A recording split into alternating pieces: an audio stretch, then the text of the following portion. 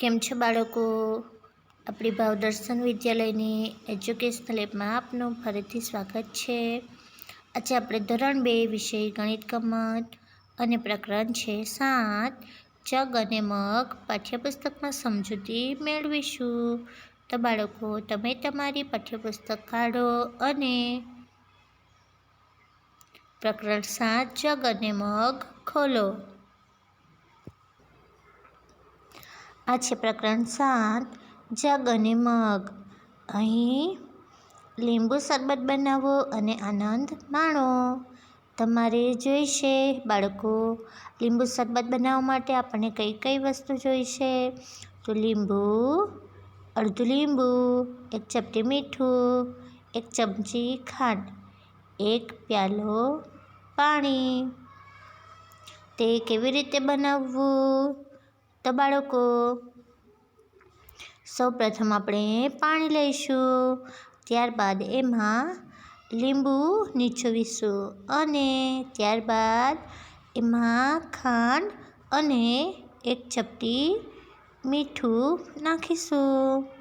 ત્યારબાદ ચમચીથી આપણે પાણીને હલાવશું. ચાલો, અહીં છે અનુમાન કરો અને પછી શોધી કાઢો. અડધા લીંબુમાંથી તમને કેટલા ટીપા લીંબુનો રસ મળે છે? બાળકો, આ પ્રવૃત્તિ તમારે અડધું લીંબુ લઈને ઘરે કરવાનું રહેશે. ત્યારબાદ છે આખા લીંબુમાંથી તમને કેટલા ટીપા લીંબુનો રસ મળે છે? ત્યારબાદ છે કેટલા ટીપા લીંબુના રસથી એક ચમચી ભરાય છે? તો બાળકો, આ તમારે ઘરે પ્રવૃત્તિ કરવાની રહેશે. ત્યારબાદ આપણે પાનો નંબર 48 ખોલીશું. ચાલો, આ છે પાના નંબર 48. 6 પ્યાલા લીંબુ શરબત બનાવવા માટે તમારે કેટલા લીંબુ જોઈશે? તો બાળકો, આપણે એક ગ્લાસ લીંબુ શરબત બનાવવા માટે અડધું લીંબુ જોઈશે. તો આપણને 6 ગ્લાસ લીંબુ બનાવવા માટે કેટલા લીંબુ જોઈશે? તો 6 ગ્લાસ માટે 3 લીંબુ જોઈશે. તો આપણે અહીં લખીશું 3.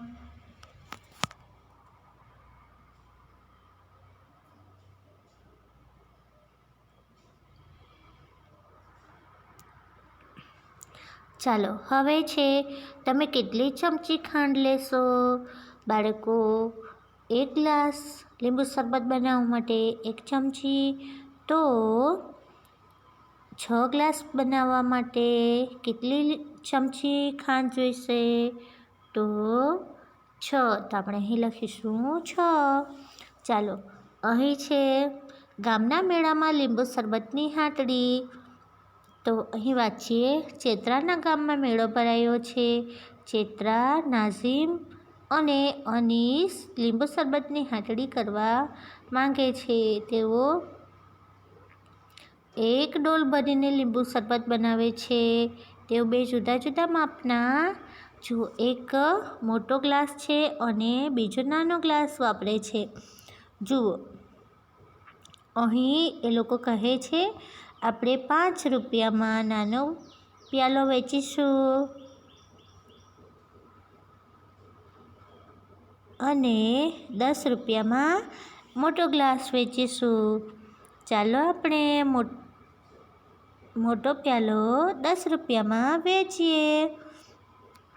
બાળકો, અહીં નાનો ગ્લાસ 5 રૂપિયાનો અને મોટો ગ્લાસ 10 રૂપિયાનો વેચે છે લોકો. ચાલો, અનીસ પાસે જગ છે. તમને લાગે છે કે ડોલ કરતાં જગથી પ્યાલામાં શરબત રેડવું વધારે સરળ પડશે? તો બાળકો, આપણે જોઈશું તો ડોલ કરતાં આપણને જગથી પ્યાલો ભરવાનું સારું પડે છે. ચાલો, હવે આગળ જોઈશું. ચાલો, નાઝીમે શોધ્યું કે બે મોટા પ્યાલાથી એક આખો જગ ભરાય છે. હવે શબનમે એક આખો જગ ભરેલો શરબત ખરીદવા ઈચ્છે છે. તેણે કેટલા રૂપિયા આપવા પડશે? તો બાળકો, એક જગ ભરવા માટે કેટલા ગ્લાસ શરબત જોઈશે? તો 2 ગ્લાસ. શબનમે એક આખો જગ ભરેલો શરબત ખરીદવા ઈચ્છે છે, તો તેણે કેટલા રૂપિયા આપવા પડશે? જુઓ બાળકો, આ મોટો ગ્લાસ છે, તો આ 10 રૂપિયાવાળા આપણે 2 ગ્લાસ રેડવા પડે, તો કેટલા થશે? 20 રૂપિયા. ચાલો, ચિત્રાએ શોધ્યું કે 2 નાના પ્યાલાથી એક મોટો પ્યાલો ભરાય છે. કેટલા નાના ગ્લાસ લીંબુ શરબતથી એક આખો જગ ભરી શકાય? તો બાળકો, 2 નાના ગ્લાસથી એક મોટો ગ્લાસ ભરાય છે અને 2 મોટા ગ્લાસથી એક જગ ભરાય છે. તો બાળકો, જગ ભરવા માટે કેટલા નાના ગ્લાસ રેડવા પડશે? તો મોટા ગ્લાસ ભરવા માટે 2 નાના ગ્લાસ અને જગ ભરવા માટે મોટા ગ્લાસ કેટલી વાર રેડવા પડે? 2 વાર. એટલે અહીં નાના ગ્લાસ જગમાં કેટલી વાર રેડવા પડશે? તો 4 વખત. ચાલો, વાસણ ભરવાની મજા. અહીં છે વાસણ. તમારો શીશો કેટલા કપ પાણીથી ભરી શકાય તે શોધો. શીશો એટલે આપણી પીવાના પાણીની બોટલ. બાળકો, આ પ્રવૃત્તિ તમારે ઘરે કરવાની રહેશે. પહેલાં અનુમાન કરો અને પછી પ્રયત્ન કરો. હવે અન્ય શીશાને એ જ કપથી ભરો. કયા શીશામાં ઓછું પાણી સમાય છે? બીજો શીશો લઈને પ્રયત્ન કરો. કયા શીશામાં સૌથી ઓછું પાણી ભરાય છે? બાળકો, આ છે આપણા ઘરના વાસણો. આપણે જોઈએ તો અલગ અલગ વાસણોમાં અલગ અલગ પાણી ભરી શકાય છે કે સમાય છે. ચાલો, હવે પાના નંબર 50 જોઈશું. જુઓ, પાના નંબર 50 પર છે. સુનીના અને જસપ્રીત રસોડામાંથી જુદા જુદા વાસણ લાવ્યા. તેમની પાસે એક જગ, એક પ્યાલો, એક મગ, એક તપેલી અને એક વાટકી છે. તેઓ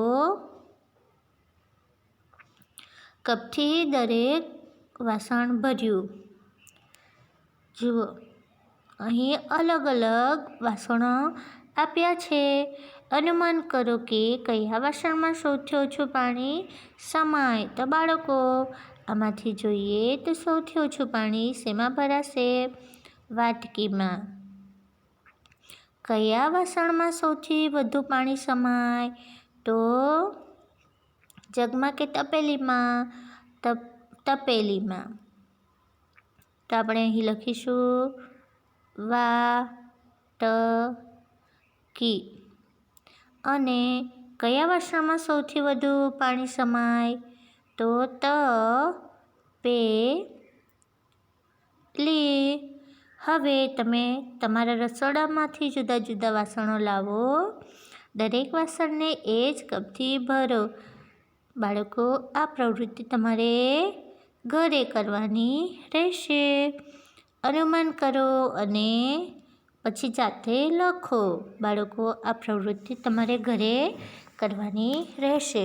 ચાલો, હવે આગળ જોઈશું. ચાલો, પાના નંબર 51.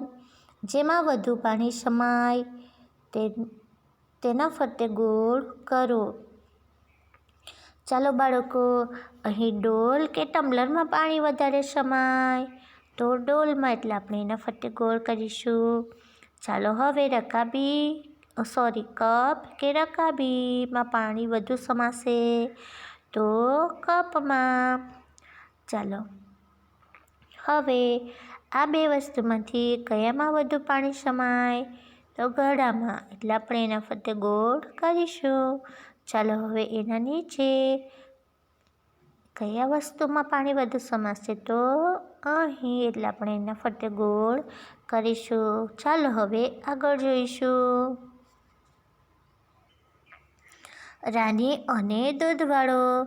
અનિલ દૂધવાળો છે તે રાનીના ઘેર રોજ એક સરખું દૂધ આપે છે.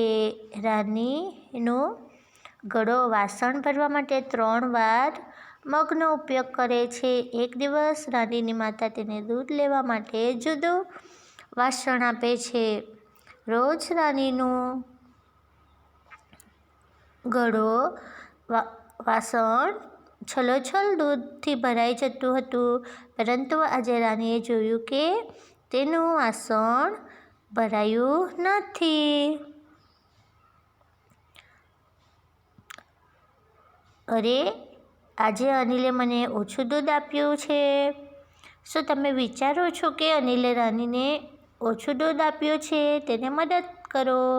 બાળકો, દરરોજ અહીં ઘડો આપે છે અને આજે તપેલી આપે છે, એટલે એના કરતાં મોટું વાસણ આપે છે. એટલે અહીં વાસણ મોટું છે, એટલા માટે આખું ભરાયું નથી. ચાલો હવે અહીં છે શોધો. તમારી માતા રોજ કેટલું દૂધ ખરીદે છે? બાળકો, તમારી મમ્મીને પૂછીને અહીં તમારે જવાબ લખવાનો રહેશે. ચાલો તમારી જાતે કરો. તમારા રસોડામાંથી જુદા જુદા પ્રકારના 5 મોટા વાસણ લો.